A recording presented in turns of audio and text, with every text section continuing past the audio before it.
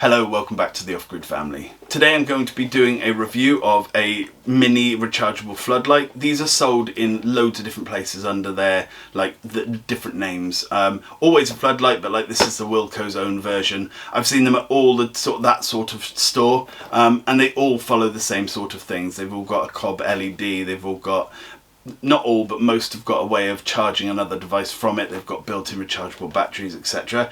But I need one for an up-and-coming project, and Crystal was out and about looking for them, looking for stuff, and she found this and it was on sale. They were trying to get rid of their old stock, so she bought it for me as a present, which is awesome. So I'm going to do a review on this and I'll be back. Okay, so this is the rechargeable floodlight from Wilko's. I got it, Crystal got it for me because it was reduced. We do try and buy stuff when it's reduced, and I need something very similar to this. I needed a portable light source. I've got a few of my own anyway, but I needed something that was a bit more weather stable, let's say, and this sort of style is sold in many places, just under different names and so on. But this has a few extra bells and whistles, so let's go through a few bits. So yeah, as I say, it was from £25 down to £12.50, which is cool, you know. It's still a little bit expensive, I think, for what it really is, but I'm not going to complain too much. Anyway, it's got a 10-watt cob LED. You can charge it via USB, exactly the same as your phone. Adjustable bits and bobs. It's got a freestanding thing as well, and it's actually got a built-in USB charger, so instead of using it as a light, you can use it as a battery bank. That's probably a byproduct, you know. It's not super great. It has been opened, but that was for me to see if they had reduced it because it was broken or something, you know. Okay, stand, light, and USB charging doer. Okay, it says it is powered by a 3.7 volt 4400 milliamp lithium ion rechargeable battery. It takes 5 hours to fully charge and will run for 3 hours. Well, will be lit for 3 hours. Obviously I said USB charging and USB whatever. Yeah, so that's that. Okay, so this is the base, this is obviously the light, so that bit comes off, that bit unscrews, and then basically you connect it to that.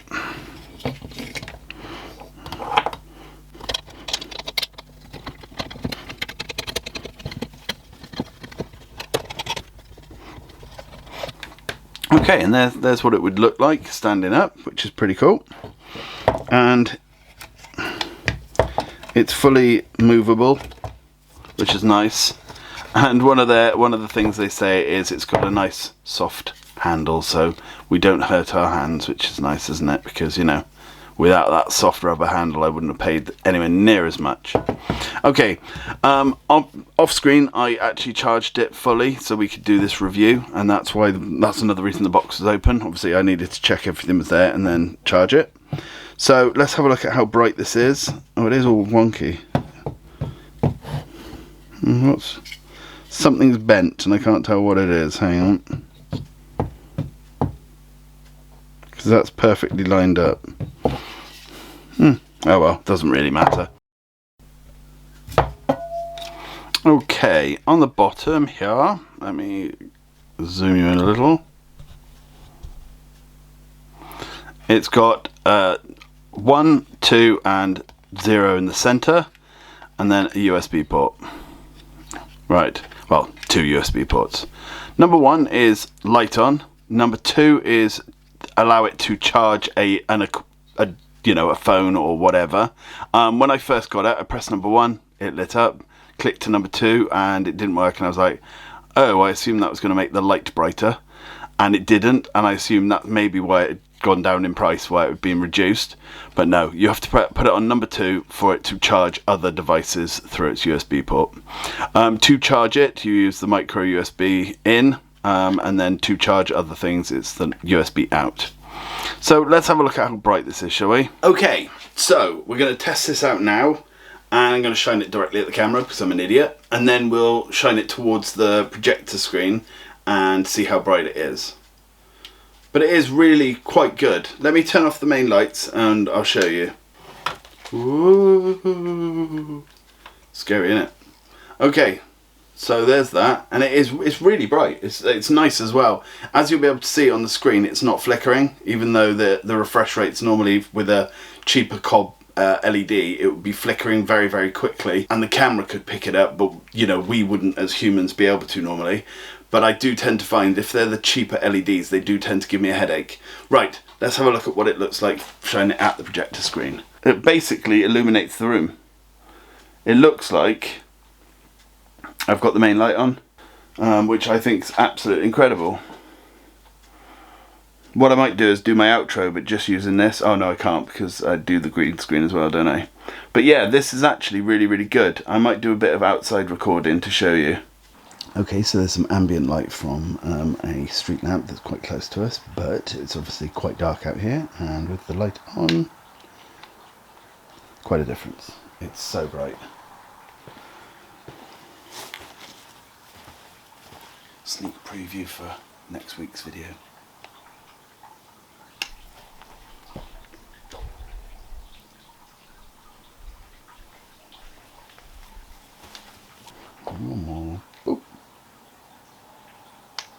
Okay, now for a little bit of science. This is a light meter, and it measures lux, which is basically 1 lumen per square meter. A lumen is a measurement of light, and we're going to use this to see how much light is being given off by our actual light.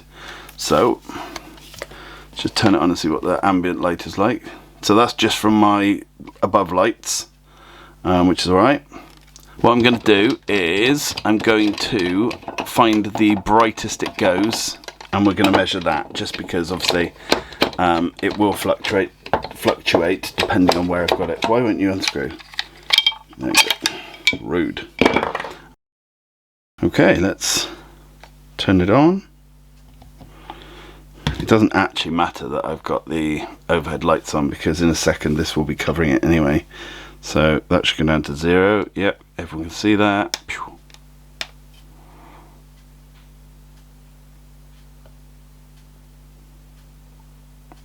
1,200 was the maximum.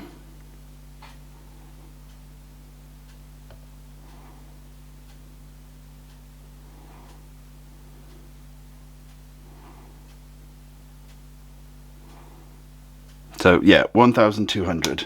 Okay. So as I say, the light coming from my actual lamps above us is 73 from here, but I'm going to hold it right up and then I'm going to get it to hold so you can actually see the number. So my actual overhead lights are 281, and that's 2 sets of LED lights that I've made. If you want to see them, they're in another video, which I'll link up above. So it's quite a difference. What else have we got? The light from my phone would be a good one. So the light from my phone got up to 1,600. Oh, nearly 2,000. But obviously this is a very precise beam, so we can get more of it in a small space, whereas this is a very large beam, and it's spread out over a larger distance. So, you know, not a very fair test, but you can understand. This is, hang on, with my light off, my light on, and then the actual light off. It's quite a difference. Okay, so there you go. You know, it's actually quite a powerful little lamp. It's not going to illuminate the entire world, but it's going to do enough for like underneath a vehicle, or, you know, if you're going out in the garden and you've got no lights, whatever. It's nearly small enough to have as a handheld sort of light for going on trips, camping, that kind of thing. If I was able to still go camping, that would have been something that we take with us as a little floodlight for when we're doing close-up camera work, etc. Because that was always the hardest thing for us, getting a decent enough light because that one doesn't flicker and various other things, and it's a nice light, it would have done absolutely amazing for, you know, the camera work we were doing. Whereas other lights we used to have would flicker, would look horrible, nasty off yellow colours, you know. But yeah, I'm quite impressed with it, to be honest. The one thing I thought was missing, which a lot of them do sometimes have, is a magnet. You know, so you've got your base so you can place it on it, you've got a handle so you can hold it, but some of them come with a magnet so you can magnetize it to something and just stick it there and get on. So that was one of the things. Something it didn't sort of necessarily mention was, on the handle they could have easily put a little groove in it for hanging it as well. If you hang it too often, it will go straight through the rubber of the handle. But if they'd added that, so you could have had magnets and a hanging thing, and there was 2 extra functions with very little extra, you know, work and money. But, you know, it's something you can add to it if you want to. But I would advise this, you know, I would recommend this. It's actually a good little product for multiple purposes. But this has been bought for a specific purpose that's coming very soonish, hopefully. If you are a Patreon, then you will already know about it. And while we're on that topic, thank you so much, David and Paul. I really appreciate you guys. Your support is awesome, and I love you both. Anyway, right, I'm going to have to leave you there. Thank you so much for watching, and I'll see you again next week. Bye for now.